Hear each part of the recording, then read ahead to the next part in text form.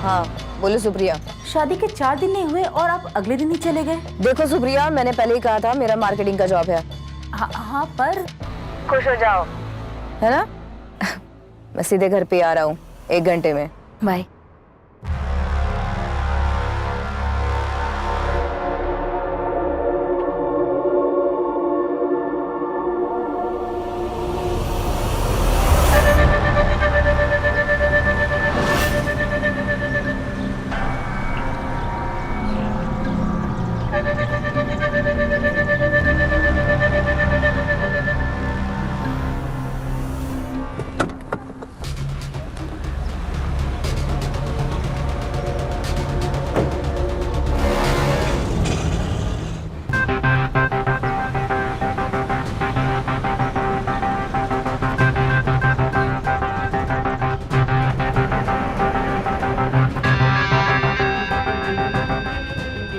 बस भैया रोक दीजिएगा।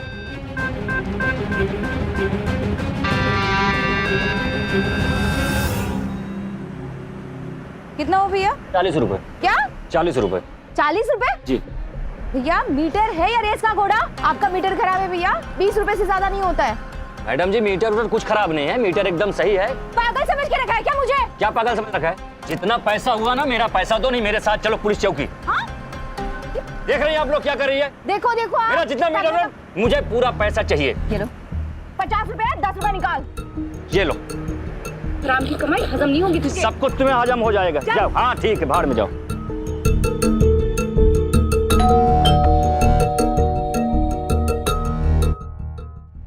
नमस्ते। नमस्ते। मैं आपके पति की बड़ी बहन लीला। आपको शादी में देखा नहीं और उन्होंने कभी बताया भी नहीं। मुझे पता था संतोष ऐसे ही करेगा, वो मेरे बारे में कुछ नहीं बताएगा, इसलिए तो खुद होके मैं तुमसे मिलने आई हूँ। अपने ननद को अंदर नहीं बुलाओगी? अरे हाँ हाँ दीदी आइए ना, आइए। आप बैठिए, मैं आपके लिए पानी लेकर आती हूँ। ठीक है।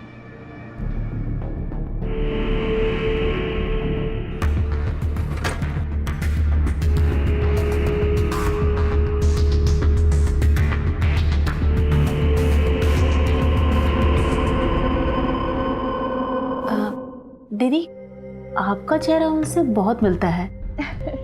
आप शादी में आई क्यों नहीं? एक्चुअली मेरी लव मैरिज हुई थी, इसलिए घर वालों ने मुझसे रिश्ता ही तोड़ दिया था, सिवाय संतोष के।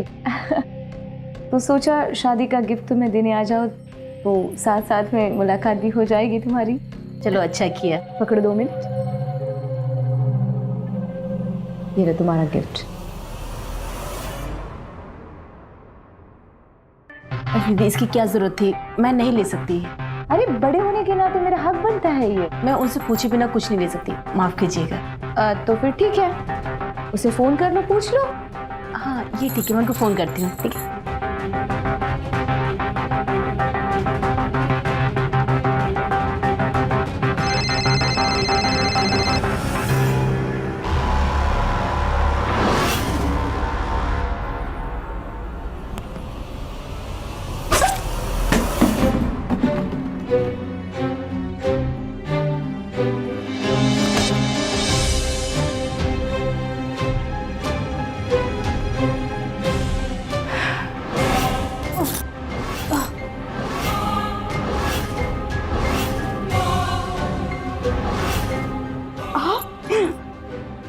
पहचान लिया मुझे, पर अभी कोई फायदा नहीं।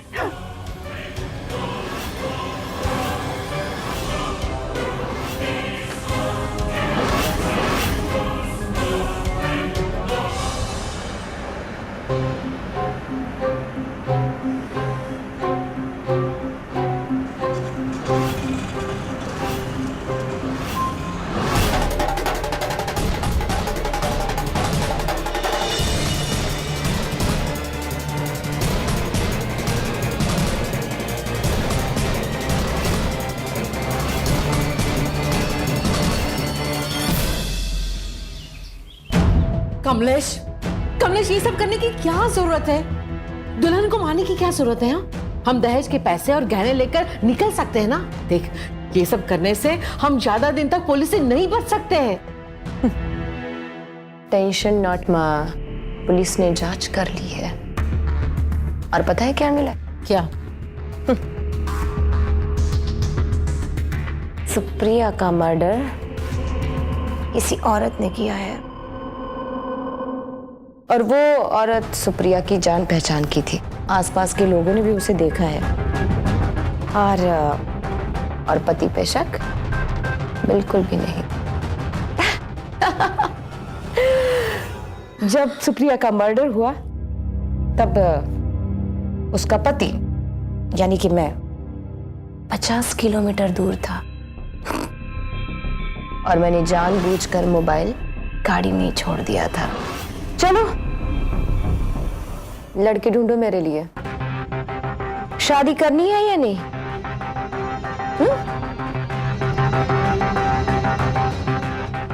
माल।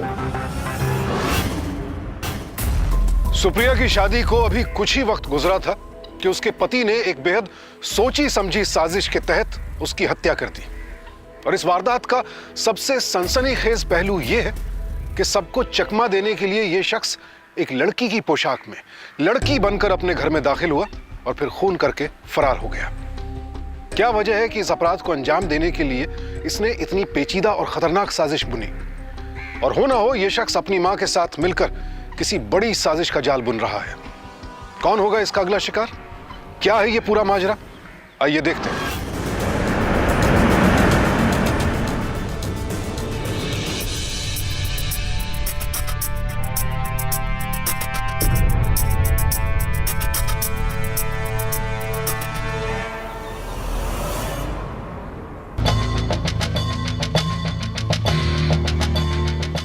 रितु, कैसी हो? हम तुम्हारे लिए साड़ी लाए हैं, देखो। ये क्या लिखा है पेपर में? देखिए, 4 दिन पुरानी दुल्हन की एक महिला ने हत्या की और लूटपाट के बाद फरार। अरे ये 2 महीने पहले की स्टोरी है और ऐसे क्राइम तो होते रहते हैं, नहीं? इसमें नया क्या है? तुम साड़ी देखो, कैसी लगी?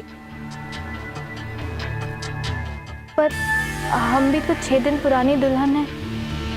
हमारी शादी को भी तो सिर्फ 6 दिन हुए हैं और आप 4 दिन से टूर पे थे और आज फिर से जा रहे हैं। डोंट वरी, शाम तक लौट आएंगे। आप जा रहे हैं? तो हम दिन भर अकेले रहेंगे? हाँ, तुम्हारी सेफ्टी के लिए हमारे पास नया तरीका है। तुम ना अपने सारे गहने लॉकर में रख दो ताकि टेंशन ही नहीं है। हमें 1 घंटे में निकलना है, नाश्ता रेडी करो, ठीक है?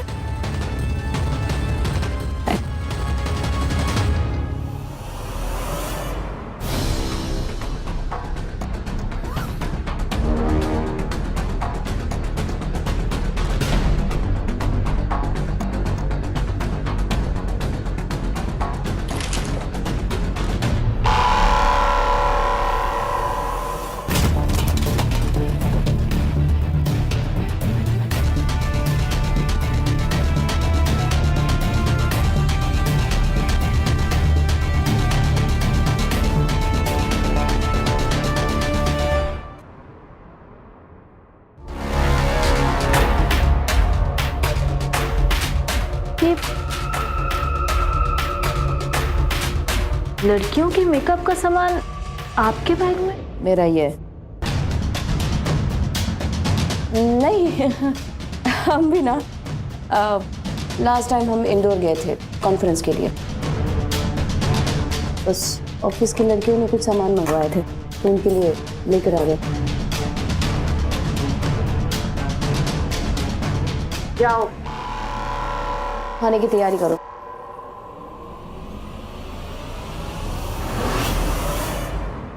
हाँ माँ, ये यही है, नाश्ता कर रहे हैं। बस अभी निकलने ही वाले हैं। लो बात कर लो इनसे। माँ का फोन।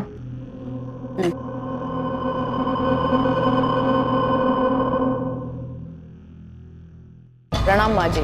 खुश रहो बेटा। हमें ऐसा लगता है आप नानी नहीं बनना चाहती हो। ये ऐसा क्यों कह रहे दामाद जी आप? माँ जी ऐसा नहीं है कि हमें आपकी बेटी में कुछ कमी है, बस आप कुछ कमी छोड़ रही है माँ जी। मैं क्या कर रही हूँ? दामाद जी, आप हमारी शादी में 5 लाख रुपए लाने वाले थे, है ना? 2 लाख अभी भी नहीं दिए, क्यों? दामाद जी, मैंने आपको कहा था ना, शादी से पहले ही मेरी सास की तबीयत बहुत ज्यादा खराब हो गई, तो उन्हीं के इलाज में बहुत सारा पैसा खर्च हो गया। लेकिन आप चिंता मत कीजिए, मैं बहुत जल्द सब इंतजाम कर दूंगी। जरा जल्दी कर लीजिए माँ जी। आपके होने वाले नाती को कितना इंतजार करवाओगे आप? दामाद जी, मैं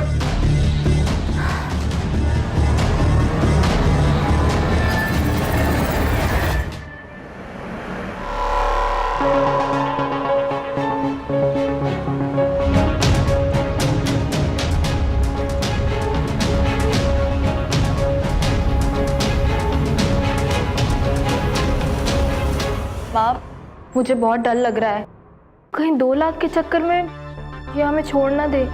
बेटा, तू ही हिम्मत हार जाएगी तो कैसे चलेगा? थोड़ी हिम्मत रख। अब मुझे फोन रखने दे, तुम्हारी दादी को डॉक्टर के पास लेके जाना है, ठीक है? ठीक है माँ।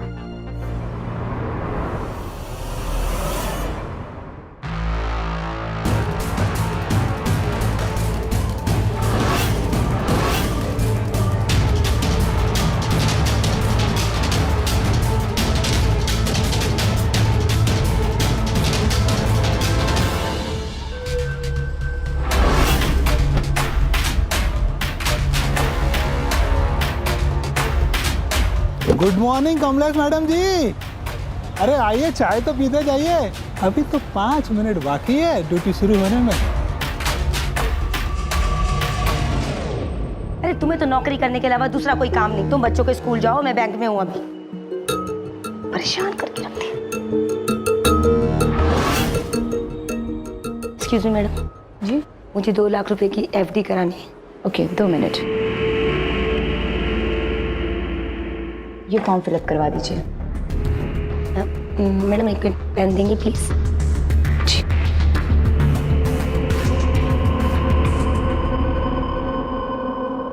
एक्सक्यूज मी मैम, मैं अभी आती हूँ।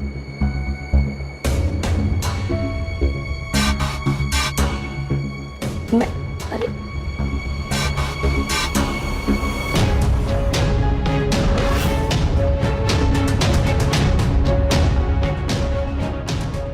बैग कहाँ गया?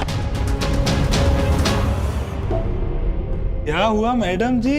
अरे कुछ कंफ्यूजन है क्या? अरे ये तो सरकारी बैंक का बाथरूम है, 100 साल तक ये ऐसा ही रहेगा। मेरा बैग कहाँ है? मैडम इधर मेरा बैग रखा था पैसों का, कहाँ गया? किसने लिया मेरा बैग? कहाँ है मेरा बैग? किसने? क्या बात है मैडम? Any problem? मेरे हाथ में बैग था जिसमें 2 लाख रुपए थे, वो गायब हो गया है। मैम ध्यान से देखिए, यहीं होगा। अरे तो मैं मजाक कर रही हूँ क्या? मेरा कहने का ये मतलब नहीं था, आपका बैग यहीं कहीं होगा, हम देख देते हैं। यही लड़की थी, इसी ने मेरे पैसे चुराए हैं। यही लड़की यहाँ टेबल पे बैठी थी और मैंने इससे फॉर्म मांगा था, इसने फॉर्म दिया, पेन नीचे गिरा और मैं उठी और ये गायब। इसी के पास है मेरे पैसे, मुझे इस लड़की के पास है मेरे पैसे। इसी ने चुराए मेरे पैसे। पैसे दे, मेरे पैसे निकाल मेरे। नहीं सर।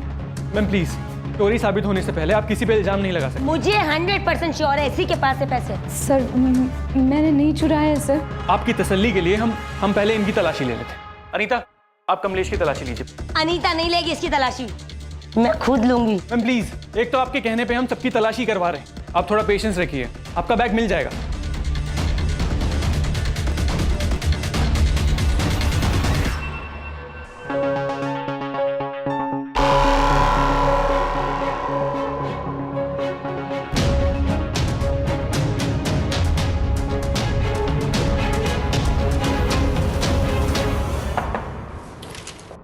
रुक जाओ अनीता, पैसे मिल गए हैं। वो लेडी अपने पैसे वॉशरूम में रख के भूल गई थी। बेटा ये क्या कह रही हो तुम? जब मैं तुम्हारी उम्र की थी तो तुम्हारे पापा मेरे आसपास घूमते थे, और तू कह रही कि सिर्फ 2 लाख रुपयों के लिए उसने तुझे छुआ भी नहीं? ऐसे जवानी का क्या मतलब है जो अपने पति को रिझा ना सके? माँ, ये संतोष बहुत अजीब से है, मुझे कुछ समझ नहीं आ रहा। आपको पता है, आज उनके बैग से लड़कियों के मेकअप का सामान निकला और जब मैंने पूछा तो वो हड़बड़ाने लगे। हो ना हो माँ, वो जरूर कुछ छुपा रहे हैं। तो ढूंढ लो, क्या छुपा रहे हैं? वो सब तो मैं नहीं जानती माँ, लेकिन आज आज आज मुझे ये फॉर्म मिला, किसी कमलेश के नाम का है, कोई लड़की है, हो ना हो ये फॉर्म उन्हीं के ब्रीफकेस से गिरा है। ये देखो। पास में ही है, चल जाके ढूंढते हैं। चलो। अरे संतोष की गाड़ी तो यहीं खड़ी है। झूठ बोल के गया कि दूसरे शहर जा रहा है, जरूर उस लड़की से मिलने यहाँ आया होगा। चल चल चल चल मेरे साथ, देखते हैं उसे।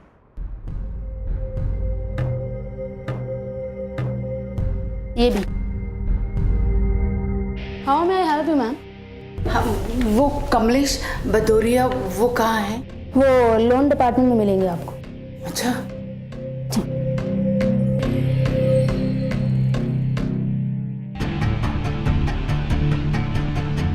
ये वही लड़की है जिसका फोटो इस फॉर्म पर है। संतोष कहाँ है? वो देखो, झूठ नहीं बोलना, मुझे पता है संतोष यहीं है, उसकी गाड़ी नीचे है। तुम्हारा फोटो इस फॉर्म पे है, ये फॉर्म संतोष के पास, मेरे दामाद जी के पास है। सच सच बताना, तुम दोनों के बीच में क्या चल रहा है? माँ जी आप थोड़ा शांत हो जाइए, मैं बताती हूँ। आपका जो दामाद है वो मेरा भाई है। आपको तो समझ जाना चाहिए था मेरी शक्ल देखकर कि कितनी एक दूसरे से मिलती है मेरे संतोष भैया की और मेरी शक्ल, और आप मुझ पे इतने गंदे इल्जाम लगा दिए। संतोष कहाँ है आप?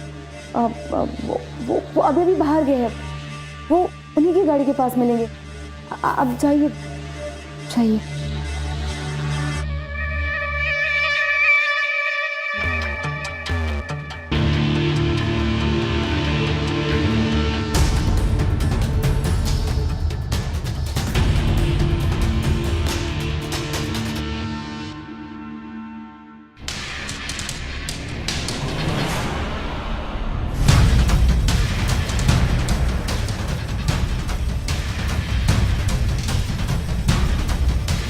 अरे कैसे आदमी हो, लेडीज टॉयलेट में कैसे चले गए आप? सॉरी। क्या सॉरी?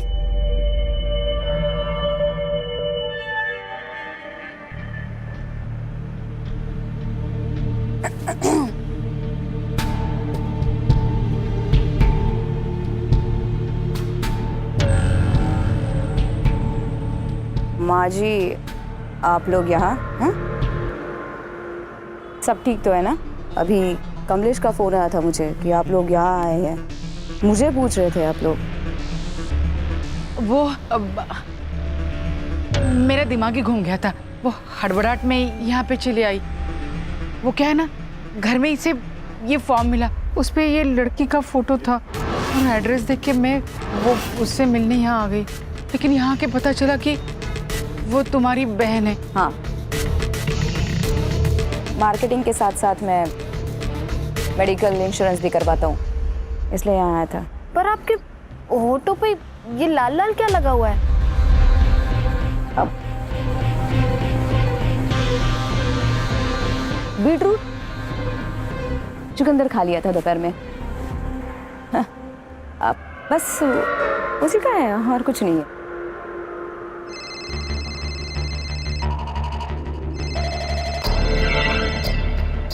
अभी आया। जी सर। नहीं सर, थोड़ा सा गला खराब हो गया था सर। जी सर, अभी आती हूँ।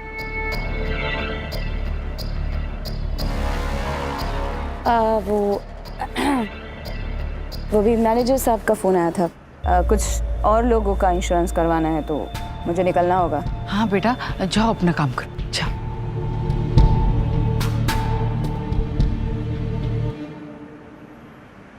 अगर आप लोगों को लगता है कि आप लोग मुझ पर ऐसे ही शक करेंगे तो मैं दहेज का 2 लाख रुपए छोड़ दूंगा, ये आपकी गलतफहमी होगी। हो सकता है मैं पैसे बढ़ा भी दूं आपकी इन हरकतों की वजह से। नहीं बेटा, अब फिर ऐसा कभी नहीं होगा, तुम चिंता मत करो, जाओ।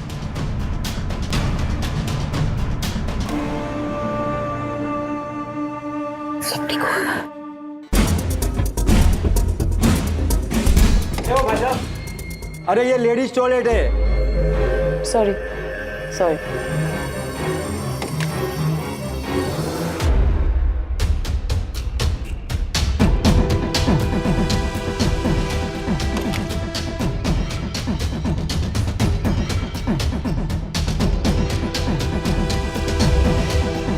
वो लेडीज टॉयलेट का पानी खत्म हो गया था ना, इस वजह से आ गई थी।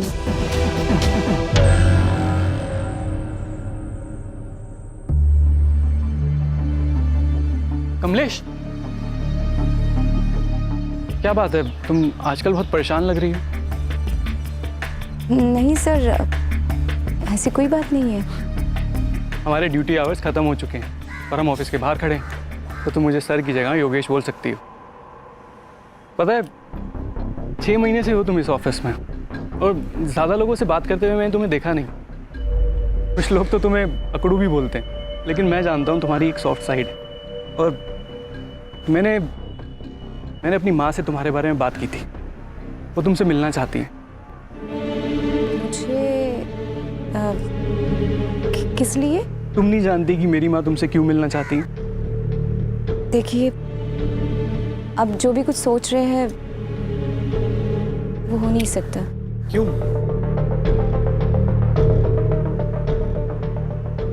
मैं शादीशुदा हूँ। पर कमलेश, तुम्हें देखकर ऐसा लगता नहीं है। I mean, ना सिंदूर ना मंगलसूत्र। मेरा डिवोर्स हो चुका है।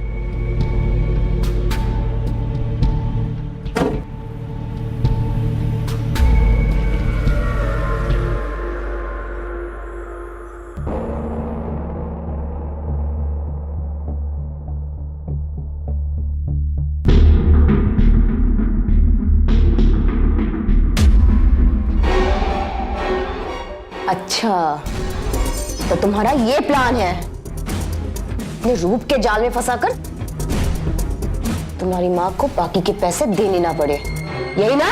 पर मैं ऐसे होने नहीं दूंगा, समझे? अब गलत समझ रहे, ऐसा कुछ भी नहीं है। मैं चुप।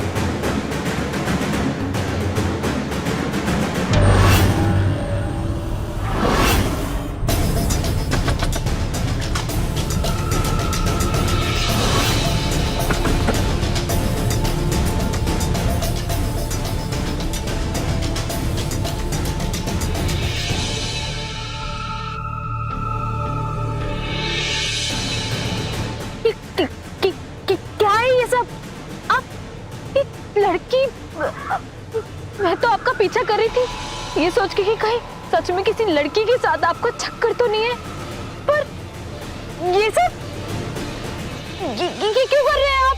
रितु, देखो, ये बात ना सब अपने तक ही रखना प्लीज। पर आप ये सब कर क्यों रहे हैं? क्या है ये सब? देखो रितु, मेरी मजबूरी है। कैसी मजबूरी? मुझे नौकरी की सख्त जरूरत थी और जनसंकल्प बैंक में, तुमने इस बैंक में जो कमलेश को देखा था वो मैं ही हूँ। वो वहाँ पर सिर्फ एक ही वैकेंसी, वो भी लेडीज की खाली थी, इसलिए मुझे कुछ भी करके वो नौकरी चाहिए थी रितु। बस तब से लेकर अब तक मैं ऐसी दोहरी जिंदगी जी रहा हूँ। थक चुका हूँ मैं इस दोहरी जिंदगी से। इसीलिए रितु, मैंने तुम्हें अपने काम को लेकर झूठ बोला। छोड़ दीजिए ना ये नौकरी प्लीज। हाँ रितु, मैं भी वो नौकरी छोड़ना चाहता हूँ, लेकिन पैसों की सख्त जरूरत है। मैं एक बिजनेस शुरू करना चाहता हूँ, इसलिए तो मैंने तुम्हारी माँ को फोन करके पैसे मांगे थे ना। मैं भी इस दोहरी जिंदगी से थक चुका हूँ। मैं अभी माँ को फोन करती हूँ और उनसे कहती हूँ कि वो आपको अभी के अभी पैसे दे, ठीक है?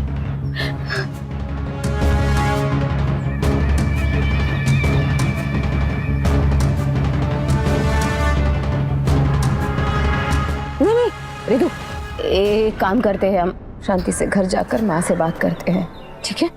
आओ बैठो, घर चल के बात करते हैं। लेकिन आप ऐसे, आप चेंज तो कर लीजिए। नहीं, चलो चलो इधर।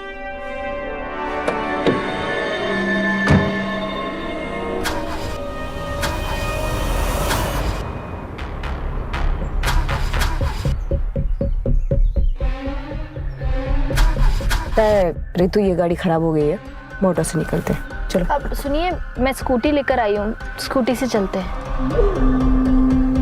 ठीक है, चलो।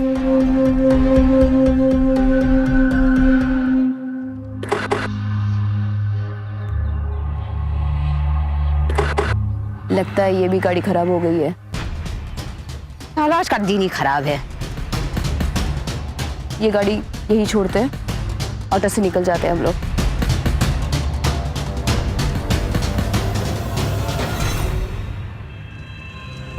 बस भैया। कितने हुए भैया? मैडम 130 रुपया। क्या? ऐसे कैसे हो सकते हैं भैया? 130? आपका मीटर ठीक करवाइए, 130 नहीं 100 रुपए होंगे। अरे मैडम, हमारा मीटर बराबर है। ऐसे कैसे बराबर है? हम रोज क्या आने वाले हैं? बोलो उनको। रुकी रहने दीजिए ना, तमाशा हो जाएगा। ठीक है ठीक है, आप 130 ही ले लो। ठीक है, दीजिए आप। ये लीजिए। चलिए, आराम का माल डाइजेस्ट नहीं होगा, समझा? चलिए। दिमाग खराब कर देते।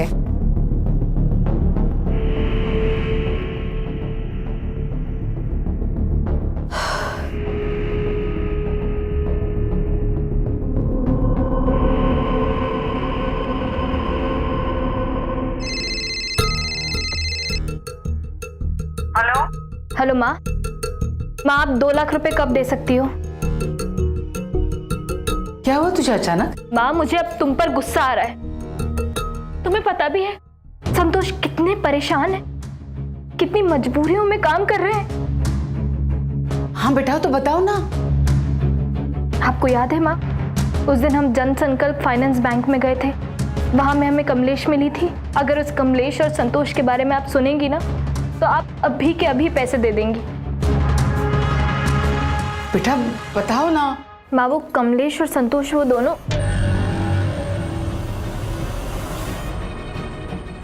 आपको इन सब चीजों के बारे में जानने की कोई जरूरत नहीं है। दामाद जी, बस जल्द से जल्द 2 लाख रुपए का इंतजाम करवा दीजिए। दामाद जी सुनिए ना।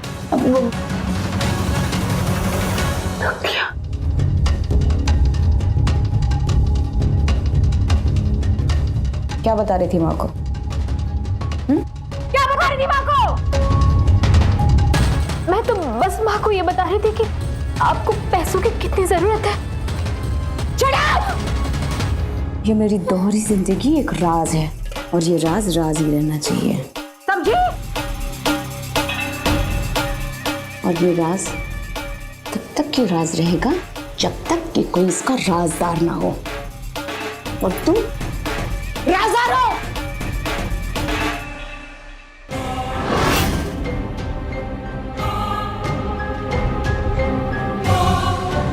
ये क्या कर रहे हैं आप? हाँ?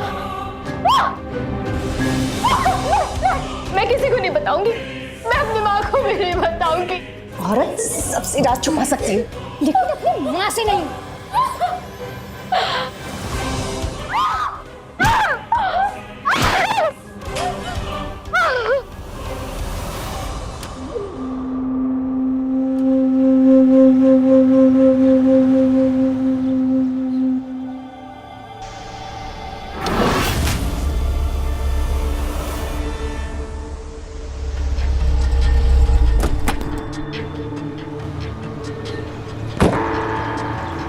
अरे कमलेश मैडम, सुबह से आप कहाँ हैं? मैनेजर साहब आपको ढूंढ रहे हैं, जाइए।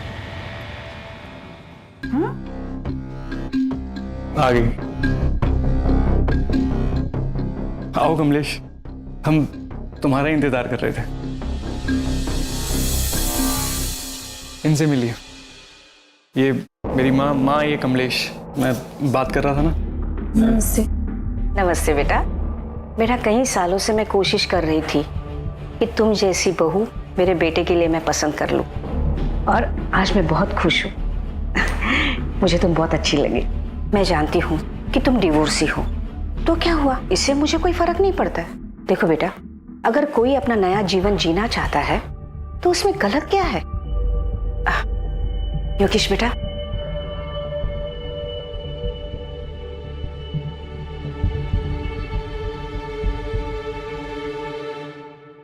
ये शगुन है।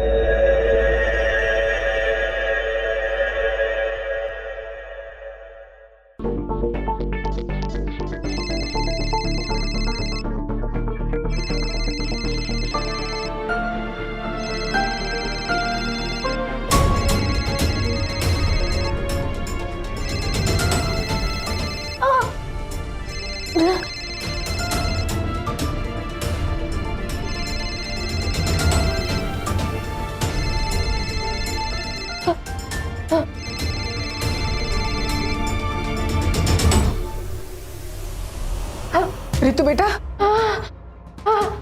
बोल बोल बेटा, बोल। जल्दी डॉक्टर फोन। क्या हुआ तुझे? ऐसे क्यों बोल रही हो? मुझे संतोष ने मारने की कोशिश की है। संतोष जी कमलेश है, बैंक में कमलेश बनके कहा। हाँ बेटा, अभी आती हूँ।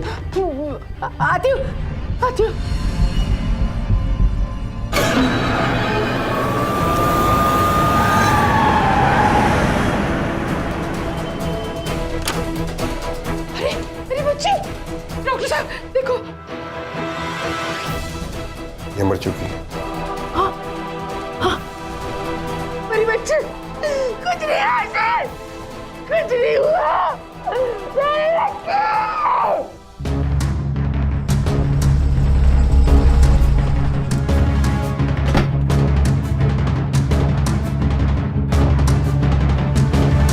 बोल रही थी पाइप भी तो दिखाना जरूरी था। ये देखिए, किसी ने मेरी बेटी को मारा है। मेरी बेटी को मारकर तुम बच जाओगे? छोड़ोगी नहीं मैं तुझे।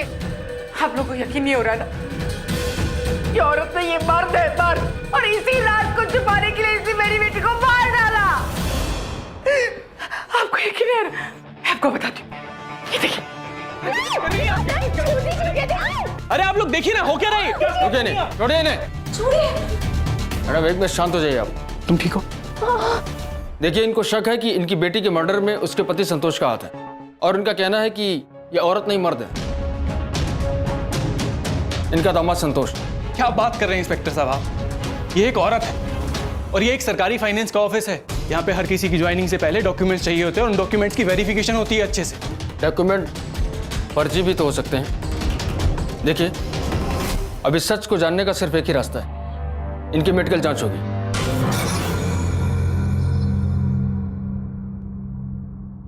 देखिए इंस्पेक्टर, मैंने सही से जांच कर ली है, ये लड़की है, इसमें कोई शक नहीं है। नहीं, कुछ तो गड़बड़ है। किसी ने मेरी बेटी को मारा है। उसने मुझे खुद फोन पे बताया था कि ये लड़की नहीं लड़का है। देखिए, जब आपकी बेटी ने फोन किया था वो खुद बहुत जख्मी थी, और अब डॉक्टर की जांच के बाद कमलेश पे शक का कोई आधार नहीं बनता। फिर मेरी बेटी को किसने मारा है? देखिए, आपकी बेटी ने कहा था कि उसे आपके दामाद संतोष ने मारा है, और कमलेश संतोष नहीं है, ये साबित हो चुका है। हम कोशिश करेंगे कि संतोष जल्द से जल्द पकड़ा जाए। चलो वर्मा, इस लड़की कमलेश पर नजर रखो। संतोष इसका भाई है, वो कभी न कभी इससे मिलने जरूर आएगा। Yes sir.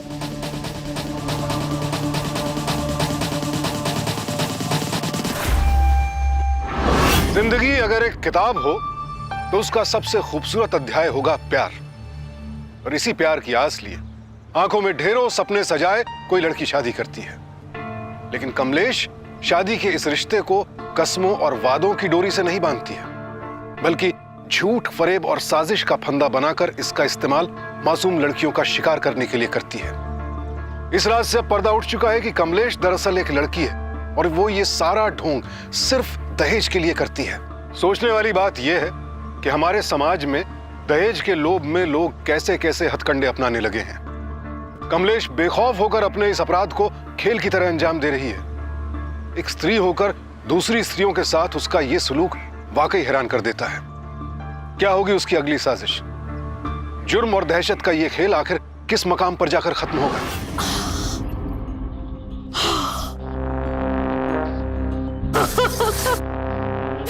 बस 8-10 शादी और उसके बाद पूरी अलमारी गहने और पैसों से भर जाएगी। लोग कहते हैं कि लड़कियां तो दहेज लेकर जाती है, लेकिन मेरी बेटी तो दहेज लेकर आती है। और सच बात तो यह है कि आज तो कोई पहचान भी नहीं पाया कि तू लड़की है। ये बात तो सच है माँ, पर सबसे बड़ी प्रॉब्लम पता है कब होती है? जब सुहाग रात के वक्त ना बीवी पास आती है, कैसे वैसे बहाने देकर उनको टालना पड़ता है मुझे। हाँ, लेकिन रितु के मामले में अच्छा बहाना मिल गया था ना। उसकी माँ ने पैसे भी तो नहीं दिए थे। उसी चक्कर की वजह से तो प्रॉब्लम हो गई थी ना माँ। ज्यादा दिन रहना पड़ा था उसके साथ, नहीं तो 6 दिन से ज्यादा मैं किसी का भी पति बनकर नहीं रही हूँ। अब एक काम करते हैं, अब थोड़े दिन शांत होकर बैठ जाते हैं। ये झुमके तुम पे अच्छे लग रहे हैं। कहाँ थी तुम? तुम्हें इतने दिनों से ढूंढ रहे हैं, ऑफिस भी नहीं आ रही हो। तुम्हें फोन किया तो फोन भी बंद आ रहा है तुम्हारा। इतनी बेइज्जती के बाद कैसे आती? तुम्हें पता तुम्हें कहाँ नहीं ढूंढा हमने?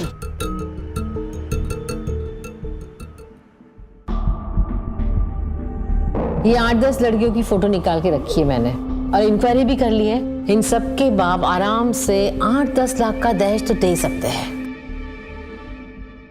माँ, अगर इस बार मैं दूल्हा बन गई ना, तो मुझे ससुराल जेल को बनाना पड़ेगा। इस बार हम दूल्हा नहीं,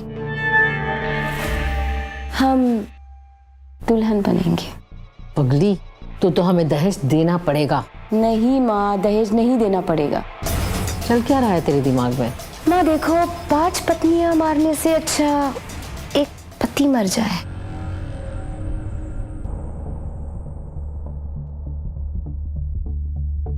अब तो खुश हो ना माँ आप? आपकी बहू घर आ गई है। अब आप घर की सारी जिम्मेदारियां, चाबियां इसको दे सकते हो।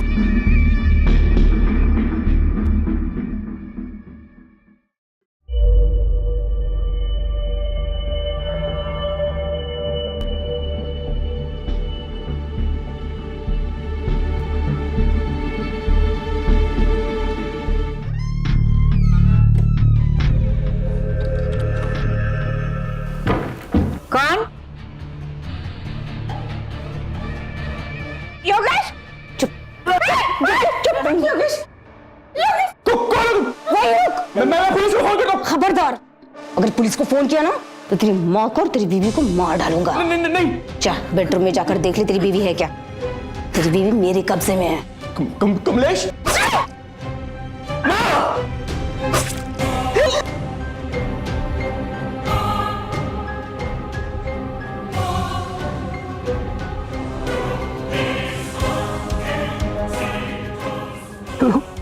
Hello police.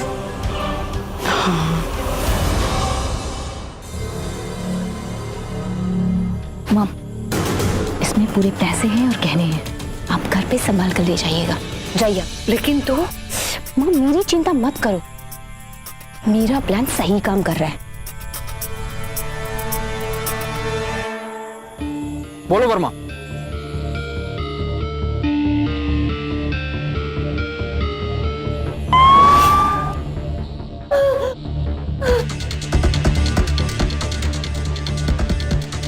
मैडम उठाइए नहीं। बोलिए। सर मुझे पकड़ लीजिए सर, और कोई नहीं, मेरा भाई है। देखिए आप रोइए मत, संतोष जल्द से जल्द पकड़ा जाएगा। हमने उसकी माँ को जेवर के साथ गिरफ्तार कर लिया है।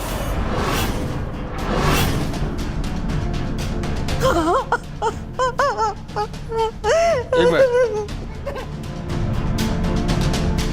माताजी बता दो, कहाँ है आपका बेटा संतोष? देखो, योगेश के घर से जो जेवर गायब हुई है वो तो आपके पास से बरामद हुई है। एक बात तो साफ है कि आप अपने बेटे से मिली हुई हैं। ऐसा करो, इनकी और खातिरदारी करो। मैं बताती हूँ वो कहाँ है। कहाँ है वो? ये मैं हूँ आपके सामने। मैं ही लड़का बनकर शादी करती थी। क्या? हाँ, मेरी माँ मुझे मदद करती थी लड़की ढूंढने में। शादी के बाद लड़की बनकर मैं घर आती थी, उन्हें मारती थी और दहेज का पैसा लेकर जेवर लेकर भाग जाती थी। तुम्हारे इस लालच ने तुम्हें क्रिमिनल बनाया और तुम्हारे इसी लालच ने तुम्हें पकड़वाया भी। आज समाचारों की दुनिया अपराध की घिनौनी और हैरान कर देने वाली खबरों से सुर्ख है। समाज के गिरते नैतिक मूल्य तो इसका एक मुख्य कारण है ही, और कहीं ना कहीं ये भी है कि शायद एक आम अपराधी के मन में ये बात बैठ चुकी है कि अपराध करके बच निकलना अब उतना आसान नहीं है, और इसीलिए वो अपराध करने के नए नए तरीके इजाद करने लगा है। और इस केस की हकीकत जानकर तो आम जनता के ही नहीं, खुद पुलिस विभाग के भी रोंगटे खड़े हो गए। ये खबर तो किसी को भी हैरत में डाल दे कि एक लड़की पहले लड़का बनकर शादी करती थी और फिर दहेज वसूल कर बड़ी चालाकी से लड़कियों को मार डालती थी। लेकिन झूठ को आप चाहे 100 तालों में कैद रखिए, एक वक्त ऐसा आता है जब हर राज फाश हो जाता है। कमलेश के बयानों के आधार पर पुलिस ने उसे और उसकी मां सुनीता भदौरिया को धोखाधड़ी के लिए आईपीसी की धारा 419 और 468, दहेज हत्या के लिए धारा 304B और योगेश के परिवार की हत्या के लिए धारा 302 के तहत गिरफ्तार कर लिया।